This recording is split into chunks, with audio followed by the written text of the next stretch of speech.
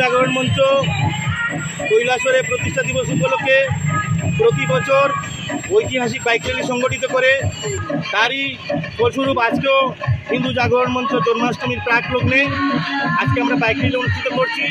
আজকের বাইক র্যালিতে হাজার খানেক বাইক অংশগ্রহণ করেছে।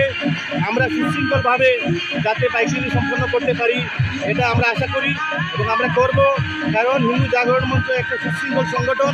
এই সংগঠন মানুষের পাশে, মানুষের সাথে, মানুষের সঙ্গে থাকে। হিন্দু জাগরণ মঞ্চের আজকে বাইক র্যালির সবাইকে শুভেচ্ছা এবং শুভকামনা জানাচ্ছি।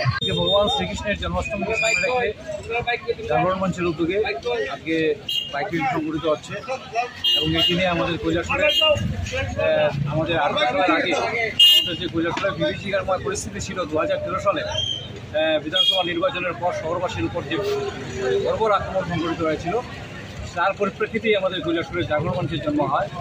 কৈলাসহরের সব অংশের হিন্দু অংশের মানুষ সংগঠিতভাবে আমরা প্রতিরোধ করবার জন্য সেই মঞ্চ তৈরি করা হয়েছিল। আজকে সেই জাগরণ মঞ্চের প্রতিষ্ঠা দিবস উপলক্ষে এই রেডি সংগঠিত হচ্ছে।